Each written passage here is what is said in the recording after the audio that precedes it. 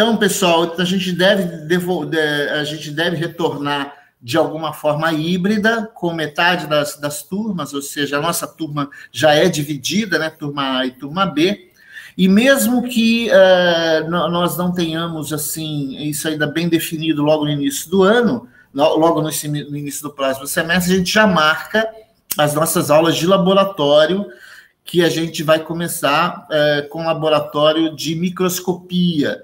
Então, vocês vão para os microscópios, a gente vai dividir a turma, né, de forma que usem os microscópios. Então, terá toda um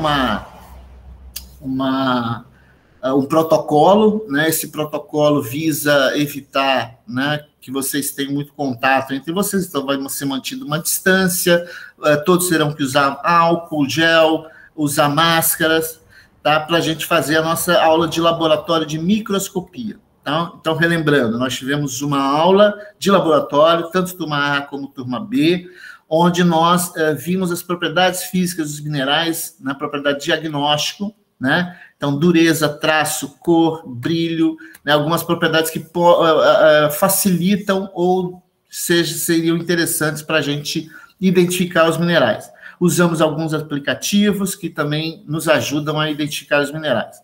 Lembrando que são duas coisas diferentes. Mineral é uma coisa, rocha é outra, né? Só para lembrar, mineral sempre termina com ita.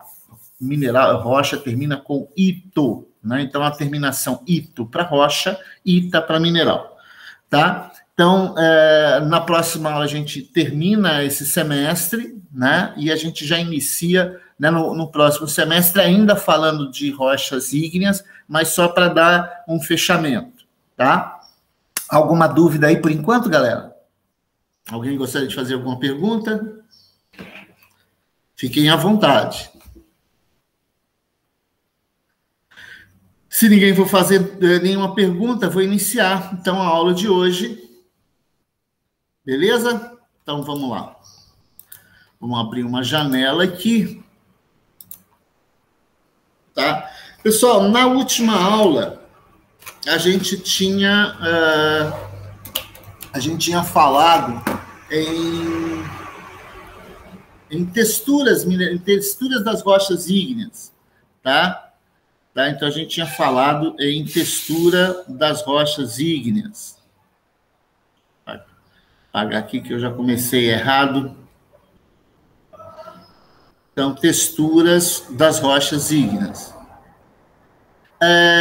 Textura, de uma forma geral, pessoal, ela identifica, né? Ela trata principalmente do tamanho e da forma dos minerais, tá? Tamanho e forma dos minerais. Então, quando a gente fala que uma rocha possui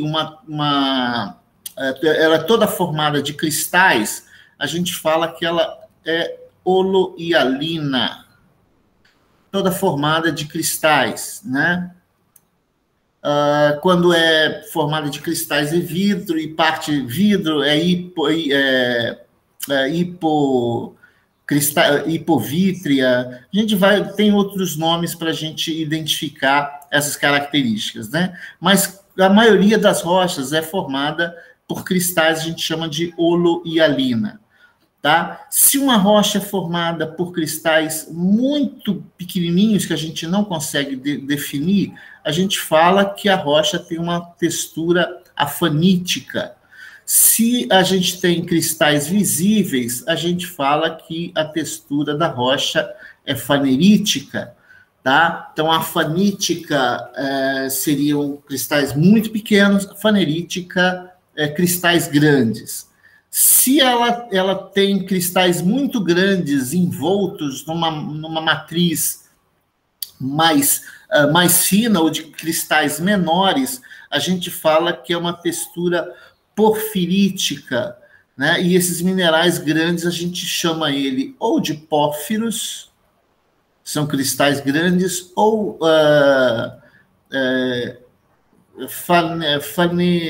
faneros, né? Que é de grande, né?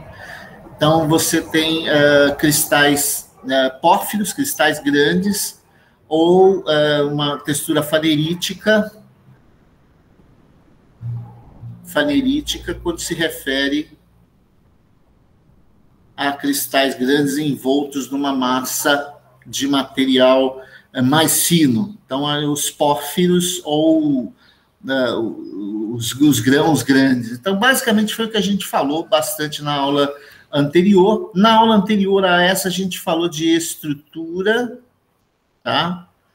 A estrutura seria a disposição dos minerais. Então, como eles estão dispostos na rocha, tá? Então, a disposição dos minerais. E as texturas falam exatamente sobre tamanho e forma dos minerais. Então, basicamente, a gente falou muito mais aqui, eu estou fazendo só um resuminho para a gente dar uma relembrança da aula da semana passada, né? Na aula de hoje, a gente vai falar sobre algumas características das rochas ígneas, a gente vai falar um pouquinho sobre as paragêneses minerais, falar sobre a composição química das rochas ígneas e a composição que a gente chama de composição normativa. A gente terminou falando um pouquinho na aula passada sobre o que são paragêneses minerais, mas só para a gente relembrar hoje, né? Na maioria das rochas ígneas, então a maioria das rochas ígneas ou rochas magmáticas, deixa eu só autorizar a entrada do colega de vocês aqui. João Pedro. Seja bem-vindo, João Pedro. Então, as rochas ígneas, de uma maneira geral, os minerais predominantes são o quartzo, né? Os feldspatos ou feldspatoides, as micas, os anfibólios, os piroxênios e as olivinas. Tá? Vocês tiveram contato no laboratório, principalmente com esses dois aqui, né? O quartzo e as micas, mas também tinham amostras de feldspatos. Tinha um feldspato lá chamado de ortoclásio, tá? Que vocês tiveram contato com eles. O que a gente chama de paragênese mineral? Ou seja, né? Qual é a associação de minerais de uma determinada rocha? Então, se eu pego uma rocha qualquer, né, uma rocha ígnea, aqui a gente se refere à rocha ígnea, tá, galera? Então, uma rocha ígnea qualquer, existem diversas rochas ígneas. Nós temos sienitos, nós temos granitos, nós temos gabros, nós temos basaltos, nós temos dioritos, nós temos riodacitos, dacitos. Então, existe uma variedade, uma diversidade muito grande de rochas ígneas, sejam elas intrusivas ou extrusivas. E cada uma dessas rochas, elas têm uma associação mineral específica, né, que é o que vai determinar, inclusive, o nome dela, é essa paragênese mineral. Qual é a associação característica desse mineral? Está passando um caminhão aqui agora, vendendo, acho que deve ser caminhão de ovo. Tá enchendo o saco aqui. Tá? Passou.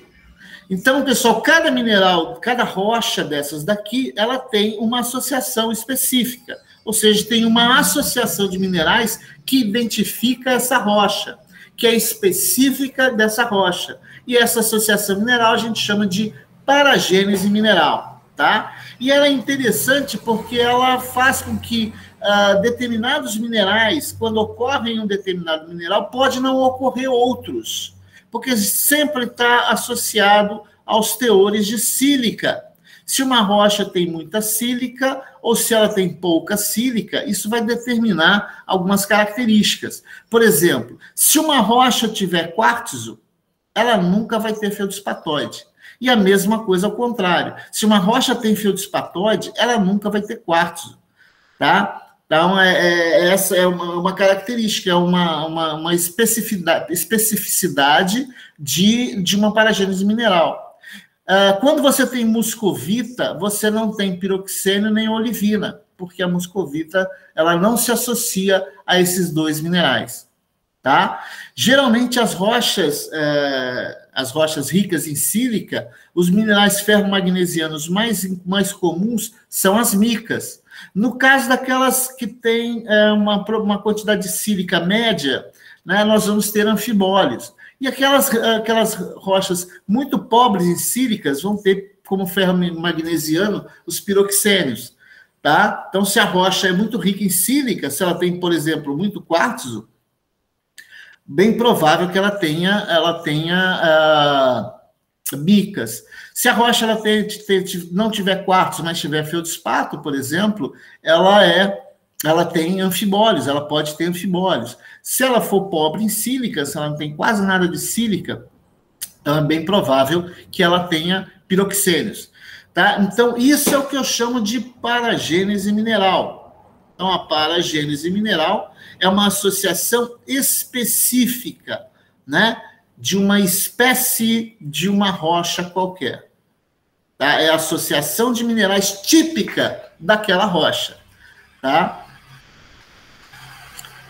Há outras paragêneses minerais, por exemplo, olivinas ricas em ferro, que a gente chama de faialita, ela pode ocorrer em rochas ricas em quartzo, mas são raras, né? E as ricas em magnésio, elas são raras em rochas com feldspato alcalino, tá? Rochas ricas em sódio, as micas são escassas, porque elas são substituídas por anfibólios e piroxênios. Esses minerais que a gente chamou, né? A gente chamou inicialmente ali de minerais, né, um grupo de minerais que a gente chama de minerais primários, né? Deixa eu apagar aqui. Então, a gente tem como minerais acessórios, são aqueles que vêm em menor quantidade. Por exemplo, o zircão em rochas micáceas, a titanita em rochas anfibólicas e a cromita em rochas olivínicas. Esses minerais, zircão, titanita, cromita, eles são chamados de minerais acessórios porque eles vêm em quantidades muito pequenas, geralmente inferior, né? Geralmente inferior a 5%. Né? Então, ocorre muito pouquinho, mas eles são minerais acessórios que são típicos para determinada rocha. Então, se a rocha ela for muito micácea, é bem provável que ela tenha zircão.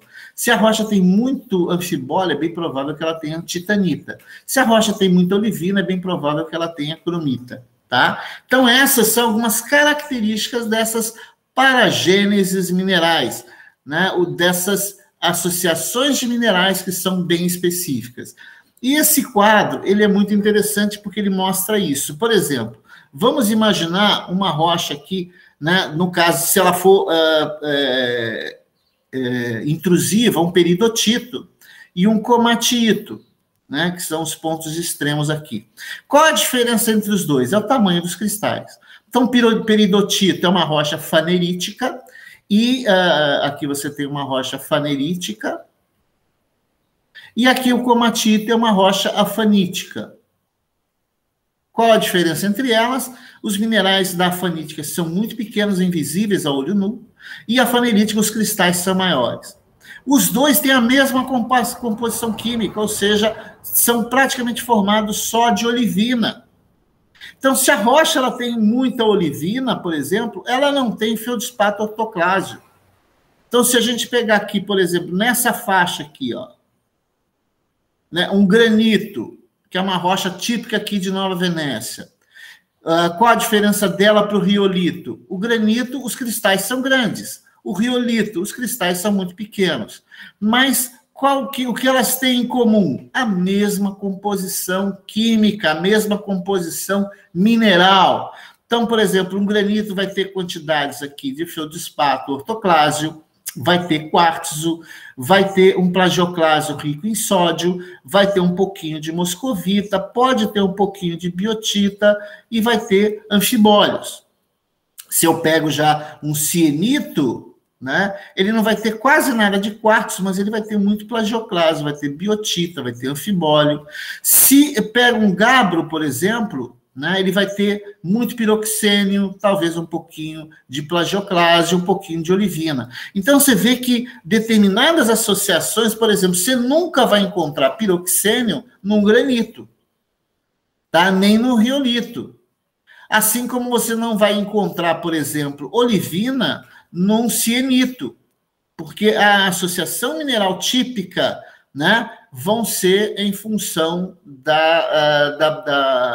dessas associações minerais específicas. Então, cada grupo de rochas desses, riolitos, traquitos, dioritos, gabros, andesitos, basaltos, são rochas ígneas que têm como característica determinadas composições minerais. Tá? E essa composição mineral, por exemplo, ela pode ser dividida também no seu teor de sílica. Por exemplo, as rochas ácidas são aquelas que têm, né, cerca de 70% de sílica. Então, vai ter muito quartzo, vai ter muito feldspato. Né? As rochas intermediárias, que são aquelas aí que variam de 50% até 60% de sílica, você vai ter os plagioclases, você vai ter anfibólios, vai ter piroxênios, mas vai ter principalmente bastante plagioclase, seja rico em sódio ou seja rico em cálcio. Tá? As rochas básicas são aquelas que têm teores inferiores aí a 45%, 47% de sílica. E você pega, por exemplo, as rochas ultrabásicas que têm cerca de 40% de sílica só. Então, com relação ao percentual de sílica, a gente vê que quanto mais sílica tem, a gente chama de rocha ácida, quanto menos sílica, a gente chama de básica e ultrabásica. Tá? Então, essa denominação de básica e ultrabásica tem a ver com o percentual de sílica. A gente vai falar novamente disso quando a gente for falar em classificação das rochas ígneas. Tá? As paragêneses minerais, que inclusive vão ser importantes até para definir o nome da rocha, né, quando a gente for falar sobre denominação ou classificação das rochas, né, a gente vai sempre usar, por exemplo, o que a gente chama de mineral primário, né? Qual é o mineral primário essencial? Né? É aquele que tem mais de 10% dele, e sua presença... Deixa eu autorizar aqui. Ah, não. Pensei que tinha entrado mais um colega de vocês. Que define a rocha. Então, ele geralmente tem mais de 10% na rocha. E ele é dividido em dois tipos. Tá? O mineral essencial, mineral primário essencial e o mineral primário acessório. Tá? O mineral primário acessório é aquele que a presença ou a ausência não interfere na caracterização da rocha, geralmente menos que 5%. Lembra lá do zircão, né? Da cromita, né? Qual era o outro mineral que tinha lá, que a gente falou? Zircão, cromita, não lembro agora do outro. Então, esses minerais que ocorrem em menos de 5% são chamados minerais primários, porque eles se formaram durante a formação da rocha, tá? Mas representam menos de 5% da rocha, tá? Menos de 5% da rocha.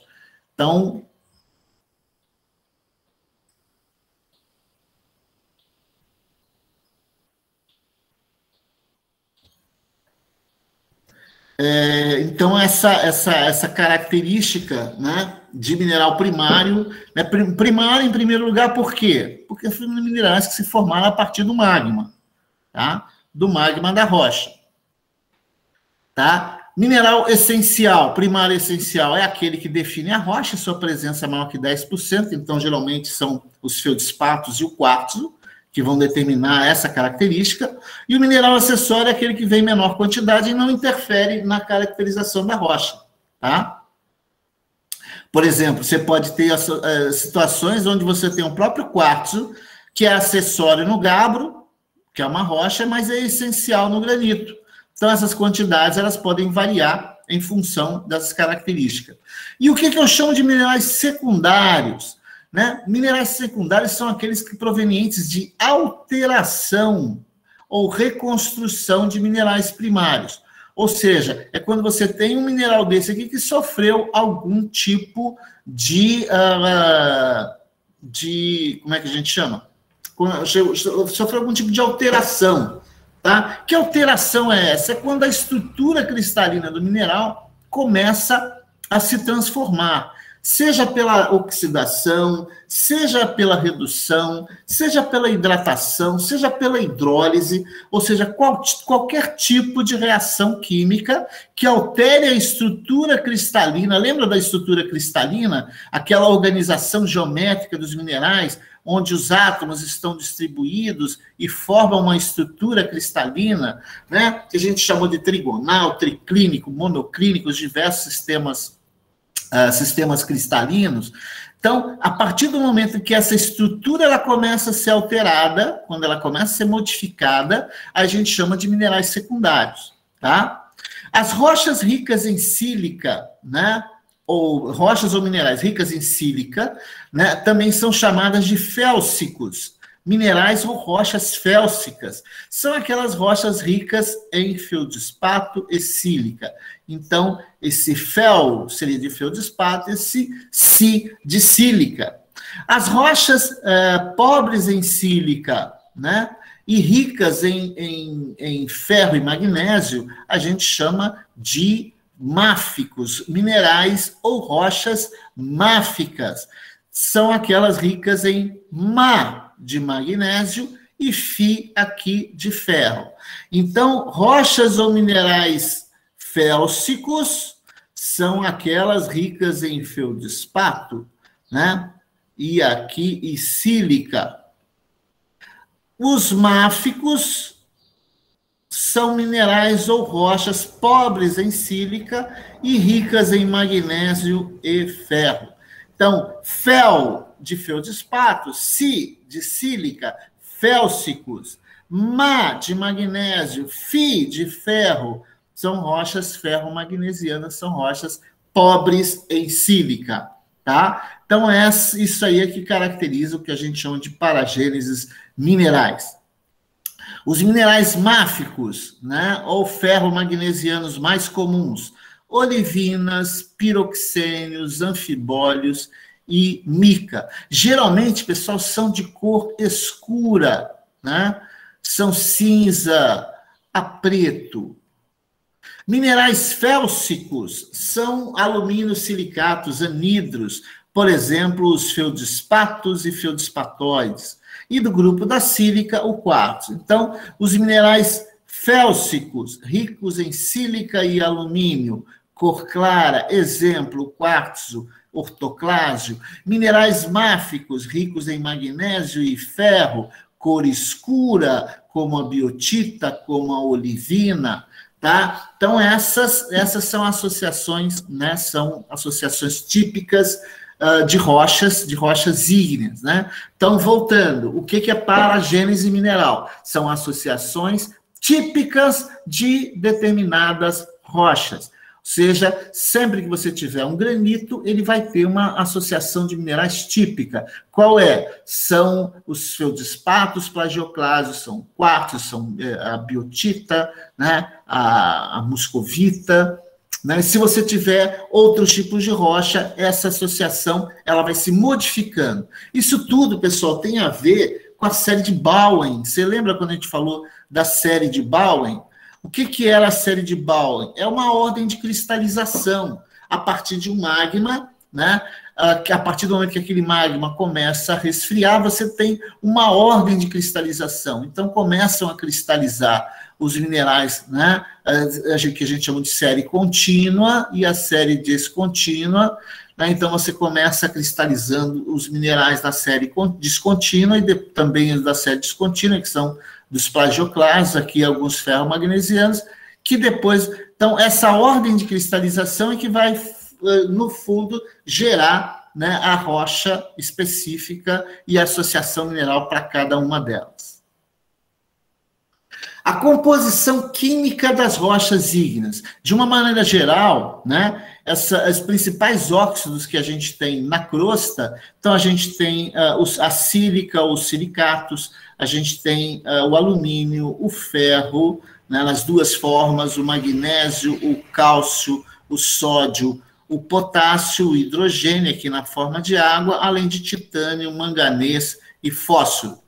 Tá? Então, esses são os principais óxidos que tem na crosta, e esses óxidos eles estão associados aos minerais, aos elementos químicos mais comuns. Então, a gente vai ter lá o oxigênio, nós vamos ter o silício, nós vamos ter o alumínio, o ferro, né?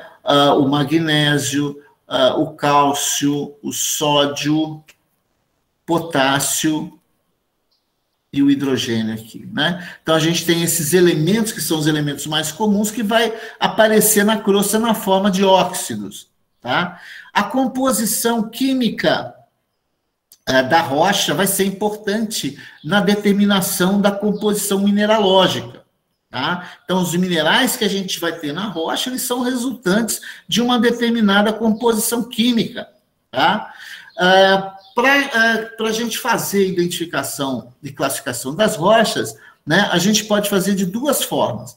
A gente pode fazer através da composição mineralógica real da rocha, que a gente chama de moda, ou uma composição mineralógica baseada numa composição química da rocha. Como isso acontece? Geralmente a moda ela é utilizada principalmente na microscopia, tá? Na microscopia, o que eu vou fazer? Eu vou pegar um pedaço da rocha, vou colocar em cima de uma lâmina e vou desbastar até ela ficar com uma espessura tal que permita que a luz passe por ela, né? E eu possa identificar, né? Olhando essa rocha, eu posso, no microscópio, eu posso identificar os minerais que estão nessa rocha.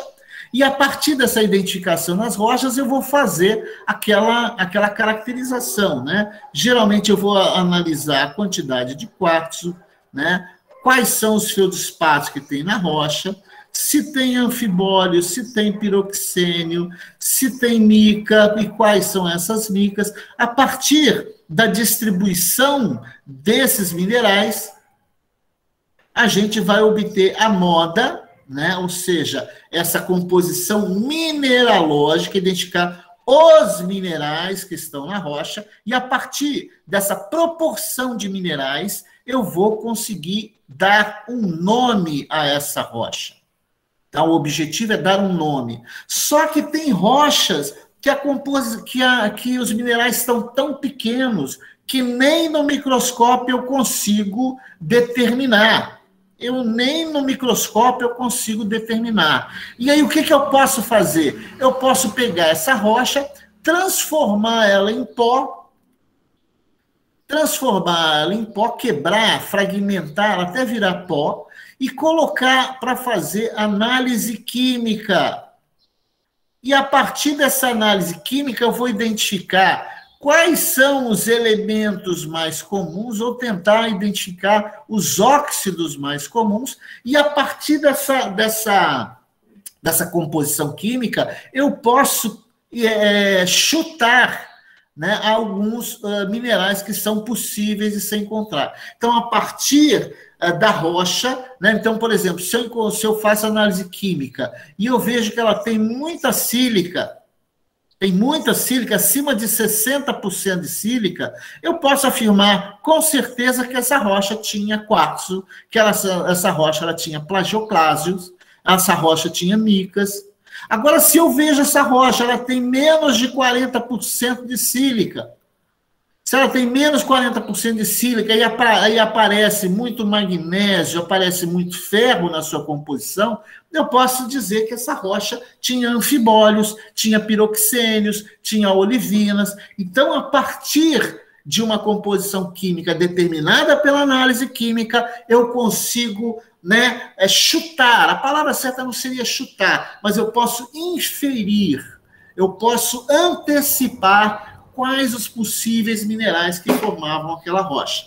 Então, quando eu tenho uma rocha fanerítica, o que é fanerítica mesmo? É uma rocha que os minerais são grandes. Então, na hora que eu faço a lâmina dela, os minerais aparecem lá de boas. Agora, se a rocha for muito afanítica, ou seja, com os minerais muito pequenos, que mesmo com a lâmina eu não consigo identificar os minerais mais comuns, então aí eu vou ter que fazer análise através da norma, que é avaliar através da composição química qual era a possível composição mineralógica dessa rocha, tá? Então, é a partir daí que a gente vai obter a moda, quando eu consigo identificar os minerais presentes na rocha. E a partir da identificação desses minerais, eu consigo dar um nome a essa rocha, por causa das paragênias minerais que são típicas.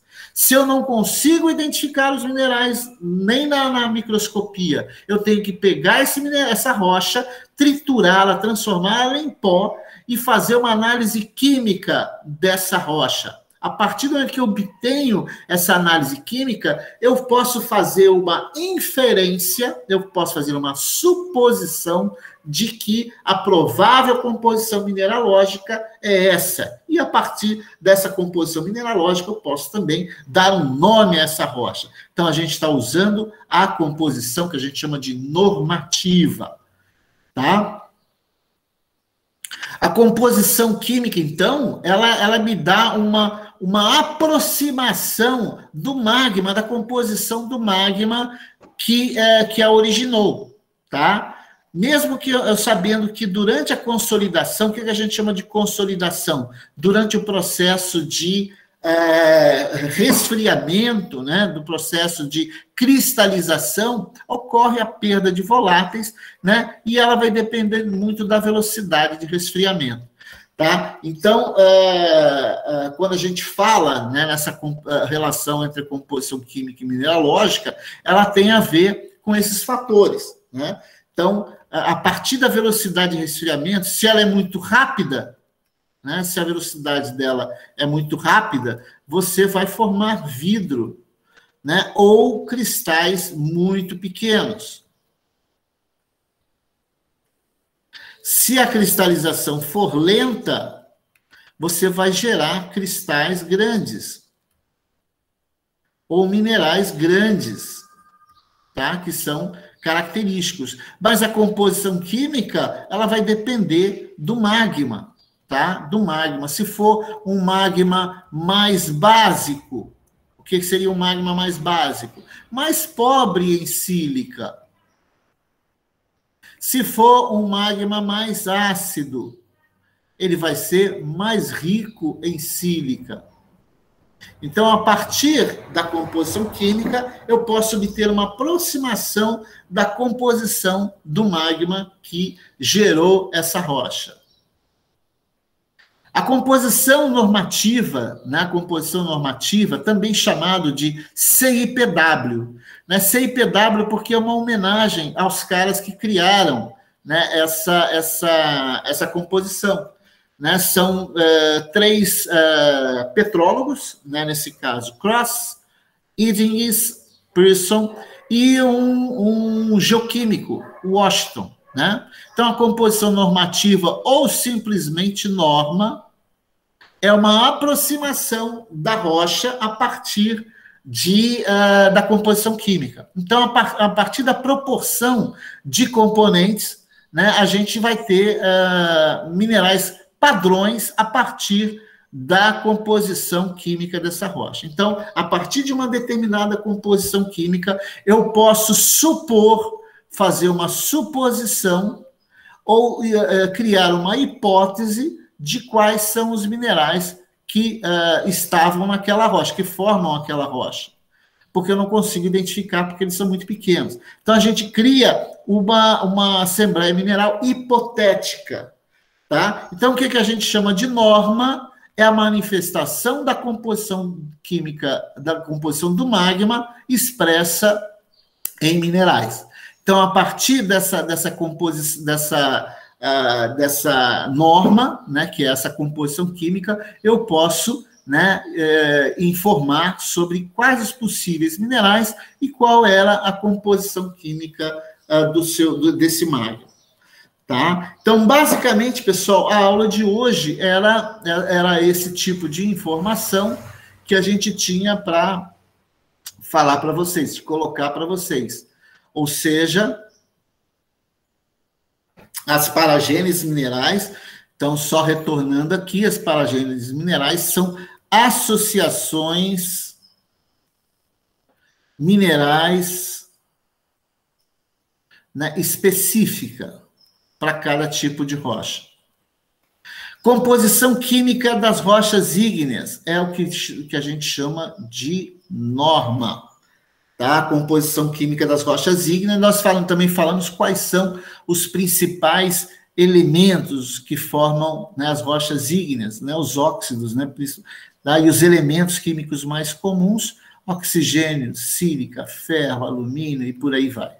E a composição normativa é essa composição química que, através dela, eu posso supor quais seriam os minerais que essa rocha teria se eles tivessem ter tido tempo de crescimento maior. Tá? Então, pessoal, basicamente era essa a nossa aula de hoje, e agora a gente fica aberto a perguntas, né, que vocês tiverem com relação a essa aula de hoje. Podem ficar à vontade, galera.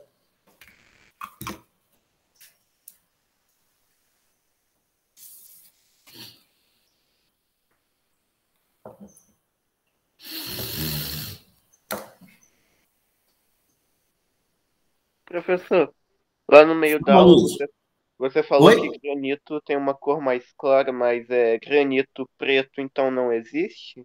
Não existe, não existe. O que o pessoal dessas empresas de mineração dão nome são nomes comerciais, né? É igual você pega, por exemplo, a gente tem um bichinho muito comum aqui no Espírito Santo, que é a lagartixa, que aqui no Espírito Santo a pessoa chama de taruíra. Mas se você for procurar, ela tem um nome científico. Ninguém chama aquele nome científico, a não ser os biólogos, tá? Quem chama, a gente chama de taruíra, né? A mesma coisa acontece com as rochas. Os donos de empresas, donos de mineradoras, eles dão nome às rochas, né? Então, por exemplo, você tem o granito verde, né? Você tem o branco imperial, você tem o cinza Nova Venécia. Então, eles dão nomes que são nomes comerciais para as rochas, mas para a gente obter o nome, a gente tem que avaliar, né, a composição mineralógica daquela rocha para poder identificar. Ó, isso aqui é um cianito, isso aqui não é um granito, isso aqui é um traquito, isso aqui é um riolito. Então, em função desses nomes das rochas, nomes científicos das rochas. Então, qualquer outro nome que vocês vejam aí, por exemplo, na semana retrasada, eu e o professor Edu fomos numa área de lavra de granito, que eles chamavam de branco imetame, ou de white imetame, até usa nome estrangeiro para caracterizar, para dar nome à rocha, né? Porque coisa de igual esses condomínios, né? Tower, não sei o que Tower, coloca o nome Manhattan Towers. Então, colocam nomes americanos porque eles são mais chamativos do ponto de vista, né, que a gente chama de publicidade, né, uma questão de publicitária, de chamar a atenção. Então, colocam nomes em inglês. Então, a mesma coisa ocorre com as rochas. Então, white, né, green Linhares, né, white metame, ou white qualquer coisa aí. Então, esses são nomes que não são os nomes científicos. Nós, como técnicos em mineração, geólogos e engenheiros de minas, temos que usar os nomes científicos. E esse nome científico a gente dá quando a gente faz a análise mineralógica, identificando quais os possíveis minerais que existem ali, e a partir da paragênese mineral específica, eu consigo dar um nome àquela rocha. Qualquer outro nome que não siga essas orientações são nomes comerciais. Não é que sejam nomes errados, eu não estou querendo dizer isso, não são nomes errados. É porque o pessoal que trabalha na lavra, ele usa nomes que são comuns para ele, se é branco, se é cinza, se é verde, se é preto, né? E isso, é claro, vai dar, por exemplo, algumas rochas são mais raras, portanto, mais caras. Então, o mesmo bloco, uma mesma pedreira, só pode ter duas situações onde você tem um bloco que seja mais valorizado que o outro, né? A presença de algumas falhas, então um bloco que você cobraria R$ 1.800, né, um metro cúbico, você cobra R$ 1.000. Então, são essas. E só o pessoal de Lavra mesmo que entende, galera, porque eles sabem o que o mercado quer. Tá? Então, a gente não está pensando aqui em mercado, a gente está pensando aqui em ciência. Tá? Mas é interessante. Dúvidas, galera, e perguntas?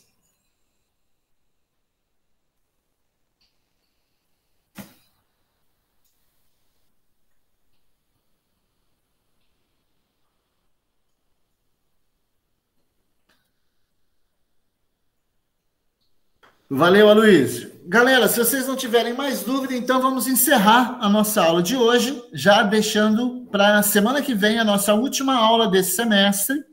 Então, dia 13, nós teremos a nossa última aula, a gente vai falar um pouquinho sobre classificação das rochas ígneas, tá? A gente vai começar a falar um pouquinho da classificação, como classificar as rochas ígneas, né? Existem várias formas de classificá-las, e aí a gente termina e a gente sai de recesso, e deve ser durante o recesso, a gente já vai preparar o horário para o próximo semestre, a gente provavelmente já vai ter encontros presenciais vão ser mais comuns esses encontros presenciais. Beleza, galera? Tá? Então, um bom dia a todos, uma boa semana, um bom feriado, né, para vocês, quem estiver viajando, quem estiver em outro lugar, assistindo a aula pelo celular, sentado na praia, tá? Boa semana para vocês. Para você, Alisson, tudo de bom aí? Tá? Joane, Vitória, Yasmin, Alisson, Kaique, bom final de semana, boa semana para vocês. Tchau, professor, para você também. Falou, Yasmin.